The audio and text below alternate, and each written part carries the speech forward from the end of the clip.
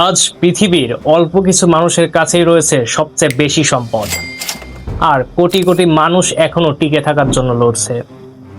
কিন্তু একসময় পৃথিবীতে ধনী বা গরিব বলে কিছুই ছিল না। তাহলে এই বিভাজনের শুরুটা কোথায়? প্রায় 10,000 বছর আগে মানুষ ছিল শিকারী, যা পেত সবাই ভাগ করে খেত। কেননা তখন কারোরই জমি ছিল না, ছিল না মালিকানা। কিন্তু কৃষিকাজ শুরু হওয়ার পরেই সব বদলে গেল। মানুষ এক জায়গায় বসবাস শুরু করলো, জমি চিহ্নিত করলো এবং খাবার জমাতে শিখলো। আর এখান থেকেই শুরু হয় পার্থক্য। কেউ উর্বর জায়গায় বেশি পেল, কেউ বা কম। কেউ আগে দখল করলো আর কেউ বা পিছিয়ে গেল। শুরুতে মানুষ জমি দখল করার কথা ভাবেনি, কেননা তখন তারা ঘুরে বেড়াতো।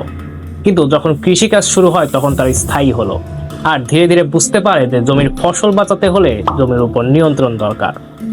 আর জনসংখ্যা বাড়ার সাথে সাথে প্রতিযোগিতা শুরু হলো। আমি না নিলে হয়তো অন্য কেউ নিয়ে নিবে। ধীরে ধীরে জমি দখল, মালিকানা আর উত্তরাধিকার তৈরি হলো। আর এভাবেই সমাজ ভাগ হয়ে গেল ধনী আর গরিবে।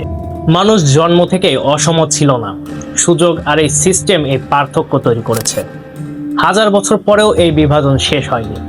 আজও আমাদের দেশেই লাখো মানুষ ঠিকমতো খেতে পারে না। মানুষ যদি এই ধনী গরিব সিস্টেম না বানাতো তাহলে সবাই আজ সমান সুযোগ পেত। কিন্তু বাস্তবতা ভিন্ন। এই সিস্টেম যেমন সবচেয়ে বড় বিভাজন তৈরি করেছে, তেমনি পৃথিবীকেও এগিয়ে নিতে এই সিস্টেমই সবচেয়ে বেশি সাহায্য করেছে।